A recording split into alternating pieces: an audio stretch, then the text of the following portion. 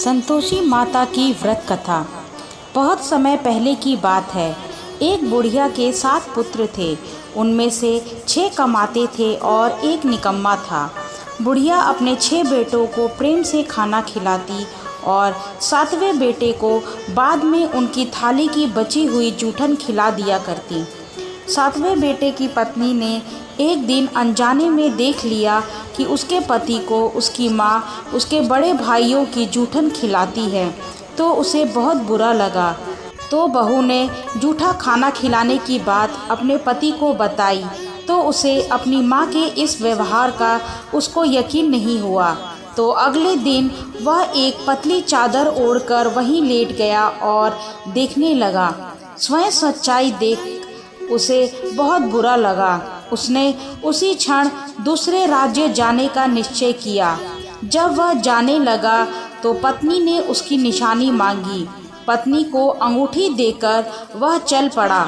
दूसरे राज्य पहुंचते ही उसे एक सेठ की दुकान पर काम मिल गया और जल्दी ही उसने मेहनत से अपनी जगह बना ली।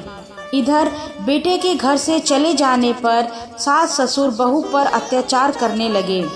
घर का सारा काम करवा के उसे लकड़ियां लाने जंगल भेज देते और आने पर भूसे की रोटी और नारियल के खोल में पानी पीने के लिए रख देते। इस तरह अपार कष्ट में बहू के दिन कट रहे थे।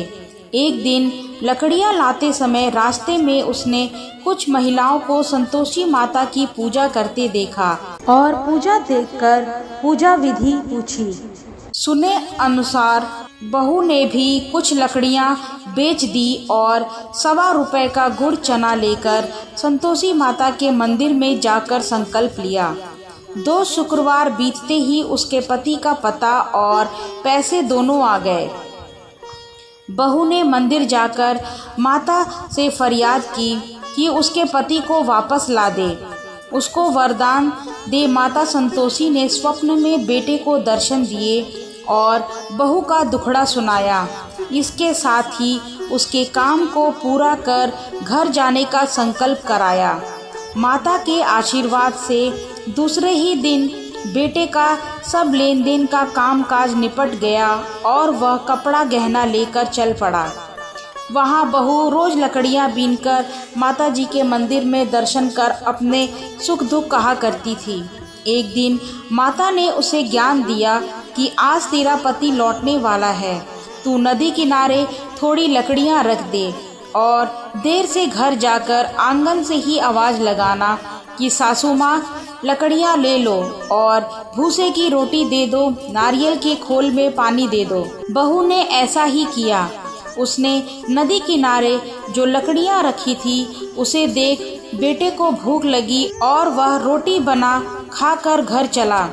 घर पर माँ द्वारा भोजन का पूछने पर उसने मना कर दिया और अपनी पत्नी के बारे में पूछा। तभी बहू आकर आवाज़ लगाकर भूसे की रोटी और नारियल के खोल में पानी मांगने लगी। बेटे के सामने सास झूठ बोलने लगी कि रोज 4-4 बार खाती है, आज तुझे देखकर नाटक कर रही है। यह सारा दृश्य देख बेटा अपनी पत्नी को लेकर दूसरे घर में ठाठ से रहने लगा। शुक्रवार आने पर बहू ने उद्यापन की इच्छा जताई और पति की आज्ञा पाकर अपने जेठ के लड़कों को निमंत्रण दे आई। जेठानी को पता था कि शुक्रवार के व्रत में खट्टा खाने की मनाही है। उसने अपने बच्चों को सिखाकर भेजा कि खटाई जरूर मांगना। बच्चों ने भरपेट खीर खाई और फिर खटाई की रट लगाकर बैठ गए। न देने पर चाची से रुपए मांगे और इमली खरीद कर खा ली। इससे संतोषी माता नाराज हो गई और बहू के पति को राजा के सैनिक पकड़ कर ले गए। उधर उसकी जेठानियों को लकवा मार गया, हाथ मुंह सब टेढ़े हो गए। बहू ने मंदिर जाकर माता से माफ़ी मांगी और उद्यापन का संकल्प लिया। इसके साथ ही उसके पति राजा के यहाँ से छूटकर आ गए। अगले शुक्रवार को बहू ने ब्राह्मण के बच्चों को भोजन करने बुलाया और दक्षिणा में पैसा न देकर एक फल दिया। जेठानियों ने भी अपने किए अपराध की क्षमा मांगी। इससे संतोषी माता प्रसन्न हुई जेठानियों का लकवा ठीक हो गया और जल्दी ही बहू को एक सुंदर पुत्र की प्राप्ति हुई। बहू को देखकर पूरे परिवार ने संतोषी माता का विधिवत पूजन शुरू कर दिया और अनंत सुख प्राप्त किया। जय संतोषी माता।